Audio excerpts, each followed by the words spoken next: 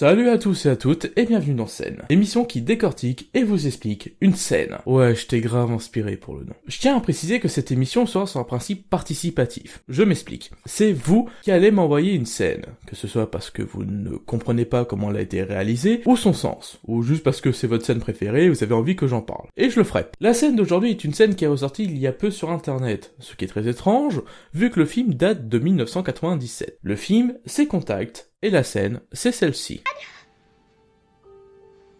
Dad! I'll get the medicine.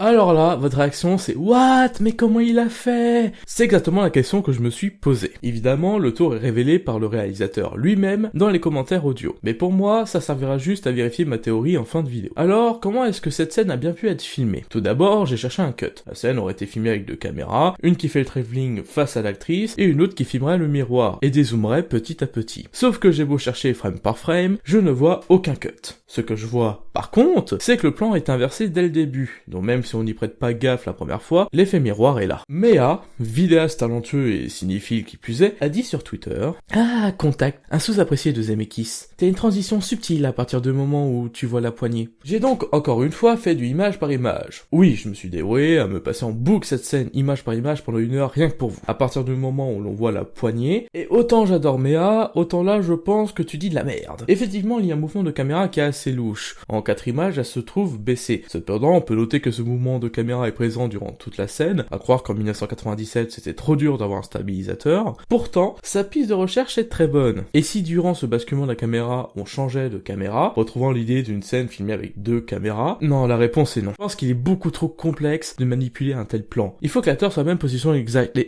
À moins que la solution soit un fond vert. L'actrice courait sur un fond vert. Non, c'est encore trop complexe. Faut plus simple, beaucoup plus simple. Je sais. Le miroir n'existe pas. Laissez-moi expliquer. Je pense, et j'affirme, que ce miroir n'est rien d'autre qu'un fond bleu. Le miroir est rajouté en effet spécial en post-prod. Plusieurs éléments le trahissent. Premièrement, la couleur du manche. Ouais, l'une est rouge tandis que sur le reflet elle est noire. Donc cette main est une doublure. Et ensuite, le reflet des doigts est mal raccordé. Si. Oh, regardez bien. La scène a donc été filmée en 2 fois. Une fois pour filmer la fille courir dans le couloir, puis on a juste filmé face à une toile verte. Enfin un bleu. Et il a fallu rajouter cette main qui ouvre le placard et prend un médicament. Tout n'est qu'une simple histoire de synchronisation. Voilà, j'espère que ce premier épisode de scène vous aura plu. N'hésitez pas à m'envoyer des scènes sur YouTube ou Twitter. Moi je vous dis à la prochaine. Ciao.